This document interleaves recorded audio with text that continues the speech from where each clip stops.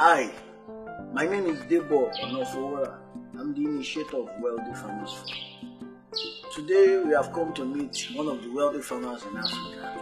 I think you are going to like and enjoy what you are going to see and hear today.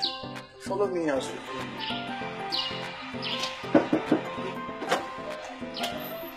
Wow! Hey. Good afternoon, sir. Hello. Yeah, you're welcome to my home. Thank you. Wow, nice seeing you. Please come in.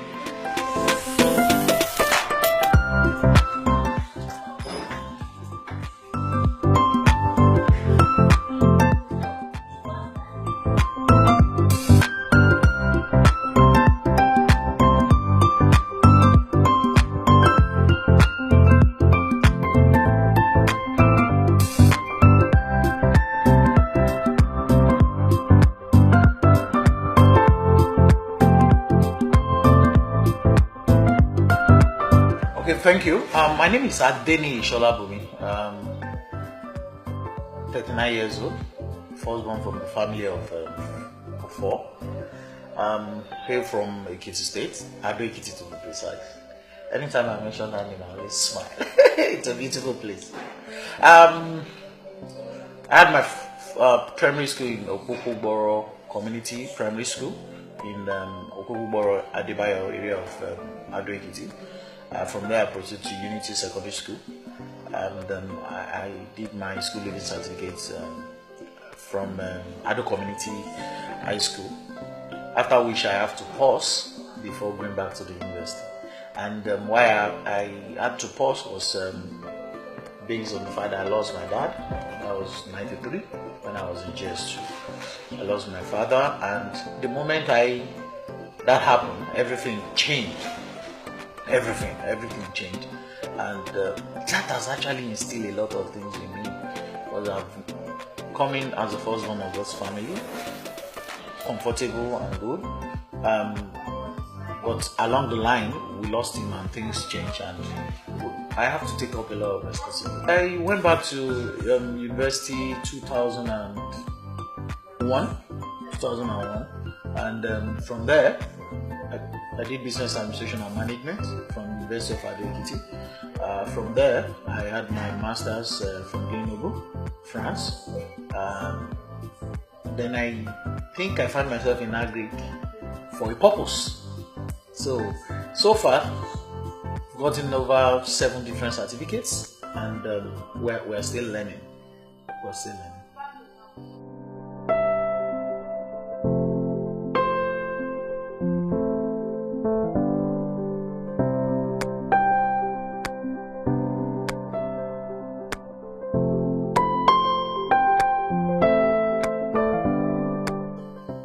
Great. Let me say, in the industry, I've been around for over a decade now. In the industry, but what actually brought me is the fact that I started my first business in 300 level. Maybe because I studied business administration. Then don't forget that I came back into university after like 3 years to 4 years post secondary school. So I'm not more. I think I'm older than most of the people I came back with. Fine, I have this baby face, and so I always rely on that. People don't really know, because I have got a lot of experience and exposure in my journey around the country, try to survive and make things happen for myself. So coming back to school, the first business I had was a video club. I had a video club in Adebayo. I have a laundry service. I have a boutique in school. Then later, when the telecom industry came in, I was among the first people to just pick that during the days of boosters. So I have this call center to attached to what I do. So I've been doing business all this while. I've never worked for anybody before. So I registered my first company on 300 level. Today I have like 5 different companies. So Agri came in after post school, because after school I went into traveling. So I was actually helping people to travel out. My office was in 100 Awolowo Ikeja. I was helping people to travel out of the country, and we were doing fine. But along the line we ran into trouble when we had a group of people that we need to send to Paraguay. And unfortunately, we don't have Paraguay embassy in Nigeria, so you have to go through Brazil So we have this problem of transit visa, and that is how the whole thing got messed up. It was a huge issue, traveling issue. If you're not careful, you might land in Kirikiri. So I made a vow, in my moving around, because I have to send all these guys out of the country into different countries, at the end of the day, because it's obvious they can't go to Paraguay anymore. So I sat down and I prayed, God, if you can just get me out of this mess, I probably don't going to come back into this business. Let me have another thing to come into to do. And that is that. I got the whole inspiration from a brother that, I'm exposed, I have everything, I've been traveling, and somebody is just saying, why don't you consider agriculture? Say, me, Lagos, go back, then I have to, when you talk about agriculture, and that is why I become an advocate. When you talk about agriculture, the first thing that comes to your mind naturally is cutlass and hoe. So I was like, I look at my brother, I was like, me, agric, say no, there's a lot of opportunities now. That was the early stage of, which government? I think Obasanjo. That's the first time, the early days of, yes. And you have to, yes, early days, the first 1 year, and you have to consider that. You have to. Then I started engaging people. Okay, what is it in agric and stuff? So another brother of mine was like, Shola, I was doing research today and I came across something called Moringa. Why don't you take a look at it? Because they know I do a lot of research, and so thank God for the kind of telecom we also have then. The likes of this, I don't know what is the CDMA is then. You can browse, you pay your monthly stuff, not like the ones we have now. And I didn't sleep that day. I did everything I could in my power. I turned the whole web around Moringa. I got a lot of content, a lot of videos, a lot of stuff around Moringa. And that was how the whole stuff started. Moringa brought me into the industry.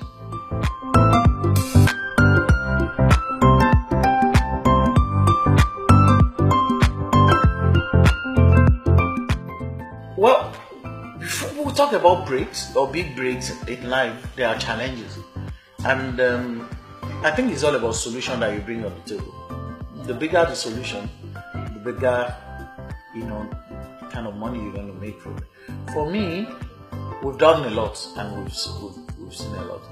It's also started with Moringa. The first one that marvels me was, after we started working on Moringa, then there's this input of the Chinese in the industry whereby they were looking for the Moringa seed. They are still looking for Moringa seed now. And there was a case where someone called me from Lagos, because I have to move from Lagos to Ogun, where I set up my Moringa farm. And that's one of the things too that put us up there. We actually set up large expense of Moringa farm. So we have steady raw material for our products. So most people that came in then didn't have farms, so they had to also buy produce to make into. So we have had the farm. Somebody called me that there's a deal for Moringa seed. Then we're selling Moringa seed for around 7,000 naira per kg. I could remember that day. We're selling for 7,000 naira per kg. And the guy called me that somebody needs 3 tons of Moringa, and I had 5.5 tons in my store. Now, these 5.5 tons, I'm talking about January. Then somebody called November, December, that he want to pick some tons of Moringa, and we had the deal. We talked about it, and so I was expecting this guy. This guy didn't come, so I store 3-point-something million naira worth of Moringa in my store, and I wasn't happy throughout that December because I didn't have any fund on me. I have to also buy the seeds from other people. The guy disappointed me. Then January 14th, 15th, somebody else called and said, somebody is looking for 2 tons of, is it 2 or 3 tons of Moringa? I said, yes, I have. He said, they want to do see and buy. That is, they will see the Moringa, the weigh and the pay. So, no problem, this thing is in my stock. So I because I've been looking for who is going to buy my seed. And another person calls the same day. You know how our business works. You have like 7, 8 agents on the same. Another one called and said he has a Chinese client that want to buy Moringa seed. Do I have? So, yes, I have. That they also want to buy 3 tons that then the story now sounds similar. So I have to tell him, because I'm a very blunt person, I tell him that somebody called me like some few minutes ago that they want to buy the same tonnage that you are asking for, and they want to also do see and buy. They want to come to Abeokuta to come and check this. So okay, no problem. Now that he is not the one and he doesn't know them, so okay, no problem. I sent my address to both guys, and within 2 hours, I saw a car with 3 guys and 2 Chinese, a lady and a guy. They came in, said, okay, you're the one that called me. So we went into the office and we were talking. Then one of my guys, my staff, came in and said, sir, we have some visitors. Another set of Chinese guys came. Then I have 2 parties in my feet. And they were like trying to fight each other because actually they know each other. The Chinese guys and the team, they know each other. So everybody wants to buy what's or grant. So immediately I said, okay, no problem now. Now that I'm hot cake. So I said, my price is 7,500 per kg. That is 750,000 naira per ton. Don't forget I had 6. I had 5 point something. But they came with their digital scale. So by the time they measure it, it was actually more than 6. So it was more than 5. It was around 6 or something. So we were using the normal scale, the normal sit-on scale. But they brought in digital that pays me. And I sold 750 per ton multiplied by 6. 4 million plus. Cash. In the farm. I was like,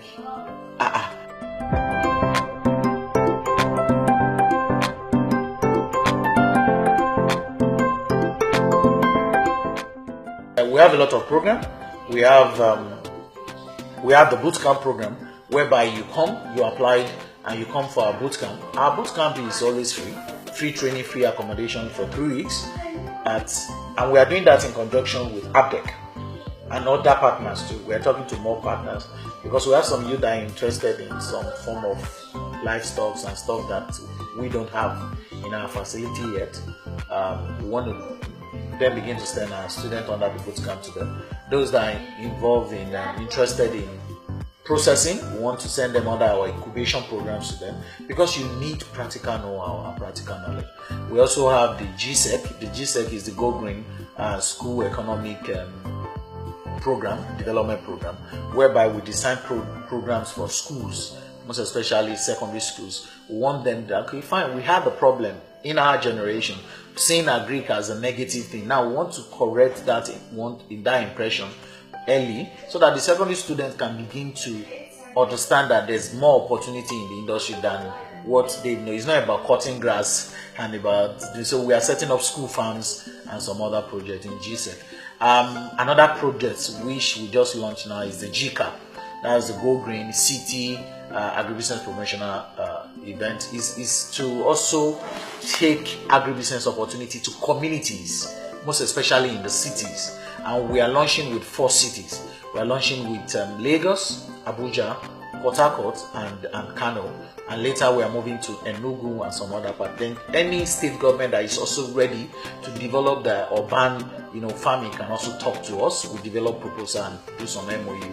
And now it's a mind-blowing project and a project that will change the whole urban agric landscape of this country in a couple of months. That's what we're looking at now. I've been involved in the community. In your community, there is a space of land that is lying fallow. We bring everybody in the community that are interested. Don't forget, it's not for everybody. Those that are interested, they come together and form a cooperative like in their community, and we develop projects to their taste. Some might be hydroponics, tomatoes farming. Some might be, bag farming on different vegetables, so that we reduce the importations of some of these things across countries.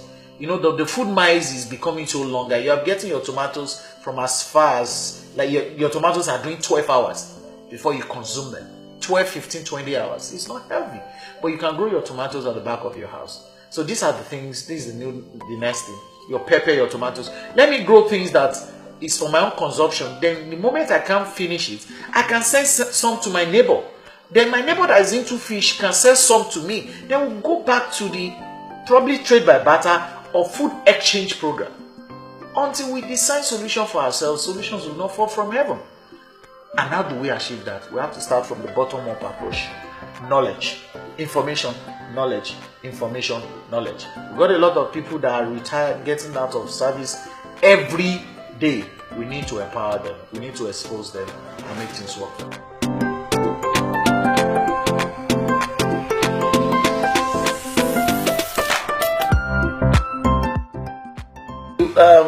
For me, I'm more of a reserved person, but God has been faithful.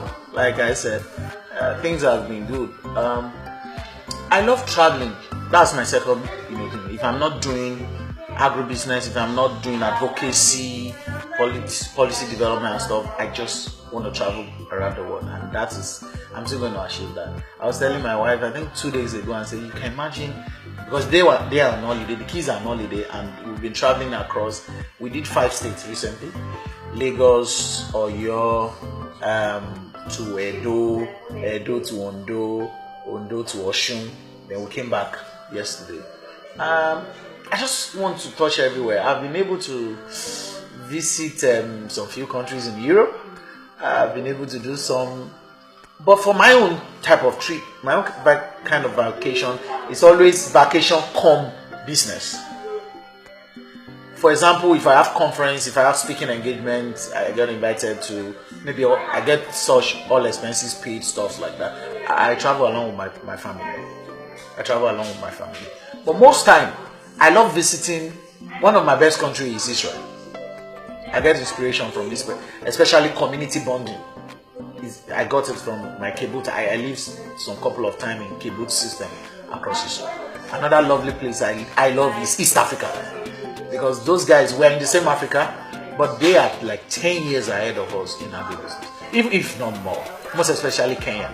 So I love visiting.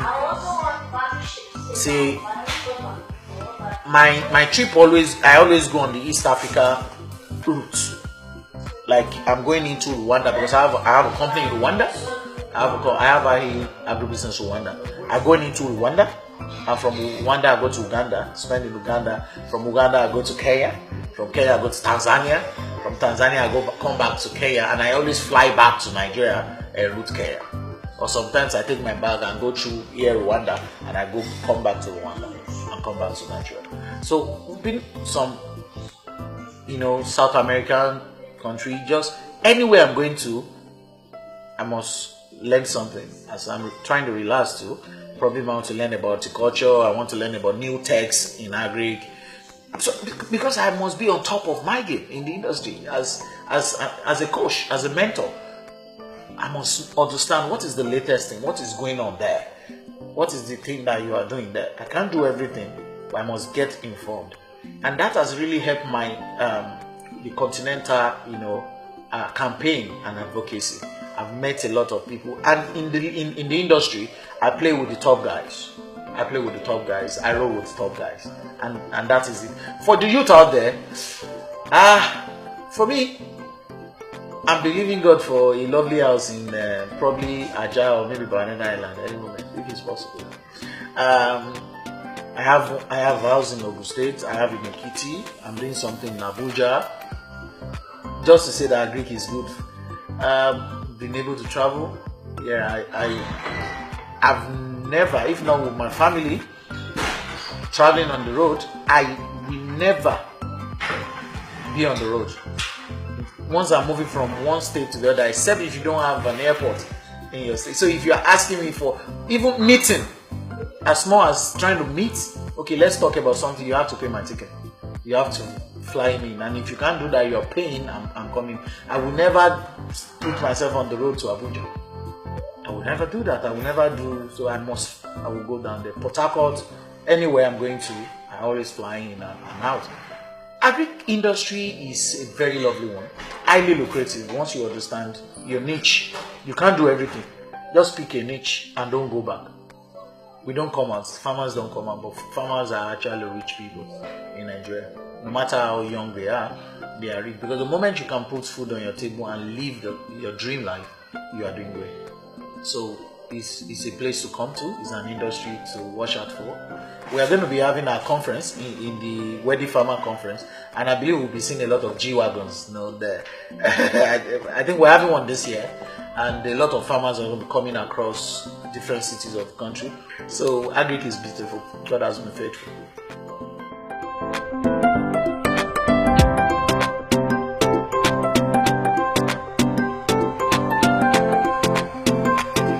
Yeah, thank you. I have a couple of people, both home and abroad, that have really helped mentor me. I have some that I've never met them one-on-one. I've been reading about them, and for me, I've been privileged to meet a couple of my mentors, and these are great men and women. These are great people, and for me, I discovered that it's about the amount of lives that you can touch in your lifetime.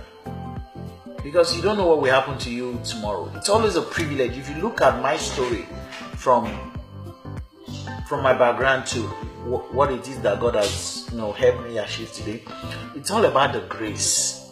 So for me, I so much love to mentor, and I've mentored a lot of youth. But as much as I also mentor a lot of people, I make sure I instill discipline into the youth. I also make sure that if you are of questionable character, you can't stand with me. You must be the type that understand what you want to achieve.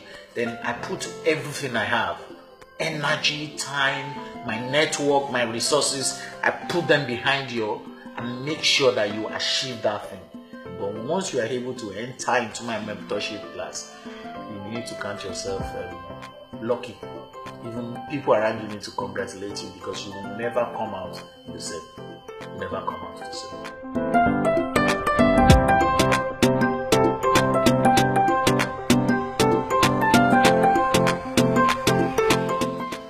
As for the next 10 years, bigger things. I actually want to try my best. I'm working most especially to work in the continental, policy making corridor. African Development Bank is there, FAO is there, WHO is there. Bigger platform, because the higher you go, the more opportunity and potential you have to help people. I've passed through. It's like the whole corridor is in circle. I've started from the lower. I'm moving up gradually, and I want to get to the top so that I can actually begin to bring solutions, sustainable solutions for this industry up there. So I'm seeing myself playing in some of this. But before 10 years, a couple of commissioner stuff will be coming in the federal government. Appointments can come in. There are a couple of things that can come in, both nationally, from a state level, from African level, and from the world level. So 10 years, by that time I should have my second PhD. By in 10 years time, I should be having my second PhD, and a couple of books. 10 years time, I should have gotten over 100 books. In 10 years time, my kids will be out of school, so the pressure reduced. I can enjoy a good life with my wife, and I should have visited over 200 countries across the world.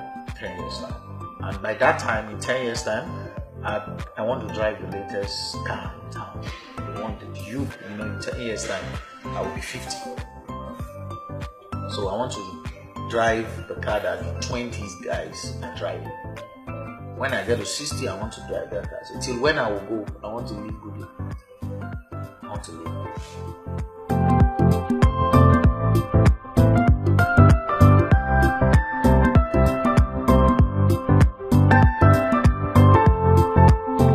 Yes, pick your niche, understand it, network, and go to the next level. Let me repeat it again.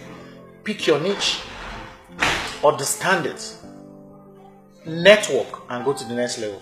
And another thing, maybe some of my students, that anybody that has passed through my class or my training will tell you, is think big, start small, but scale fast. Think big, Start small, scale fast. Don't despise the day of little beginning. Think big. Oh, I want to do this. But start with whatever it is that you have now and continue to move on that journey and scale very fast. By the time you start getting this fund, money coming, don't spend them on frivolous things. Plow back into your business because you've already thought about it. So it will be easy for you to scale very fast. So think big, start small, and scale fast. And let's go green. It's face. Thank you.